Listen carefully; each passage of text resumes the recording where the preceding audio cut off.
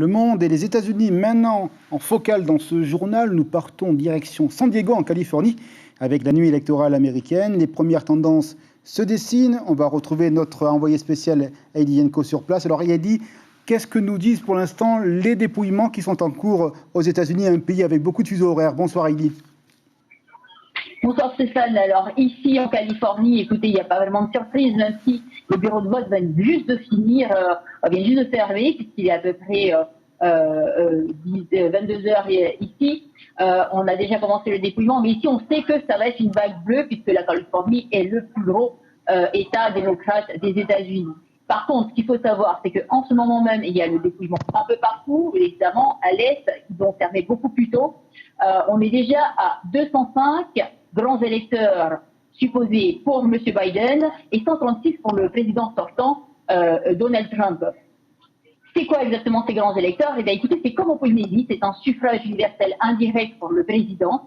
On élit des grands électeurs qui ensuite éliront le président. Et il faut avoir environ 270 voix pour gagner cette élection.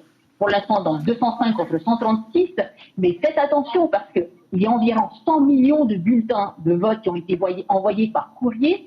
Et ces bulletins, eh bien, il faudra un peu plus de temps pour pouvoir les dépouiller, évidemment, parce qu'ici, ce n'est pas juste un bulletin. C'est un gros carnet où il faut ouvrir et ensuite, à l'intérieur, il faut cocher plusieurs cases. Et donc, il va falloir vérifier tout ça. Pourquoi?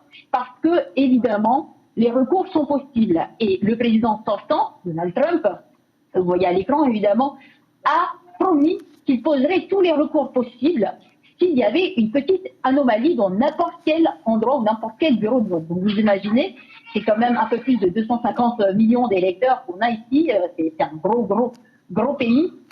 Donc, qu'est-ce qu'on peut attendre? Eh bien, peut-être des tensions si Trump ne gagne pas, puisque certaines franges de la population, les extrémistes, ont promis que si le président sortant ne repassait pas, eh bien, il y aurait des revendications, il y aurait des protestations. Mais si Biden passe, il peut aussi tout simplement ne rien se passer et que ça se passe très bien derrière. Aujourd'hui, on ne sait pas vraiment. Ce qu'on sait pour l'instant, c'est qu'il faut attendre les résultats. Plusieurs États ont promis qu'ils iraient jusqu'au dernier bulletin à dépouiller pour être sûr qu'il n'y aura pas de recours. Et puis, vous savez, il y a toujours des surprises, comme en 2004 en Polynésie, quand la Polynésie était orange au coucher et s'est réveillée bleue. Donc, on ne sait pas qu'est-ce qui peut y arriver ici. Tout ce qu'on sait, c'est que si le président Trump repasse, eh bien, il restera le 45e président des États-Unis. Par contre, si Joe Biden passe, ce serait alors le 46e président des États-Unis. Et tout ça sera confirmé quand? Eh bien, pas tout de suite, seulement le 20 janvier, lorsque ce nouveau président, ou ce président qui pourrait être réélu, eh bien, devra poser sa main sur la Bible pour dire merci beaucoup de m'avoir élu. Donc voilà. Ici, en tout cas, tout se passe dans le calme. Il n'y a pas eu du tout les tensions qu'on aurait pu attendre. Vraiment, l'élection s'est bien passée. Et n'oubliez pas, à Hawaï, les bureaux de vote viennent juste de finir. Merci beaucoup pour ce point complet. Les feuilletons à l'américaine, c'est donc pas une légende.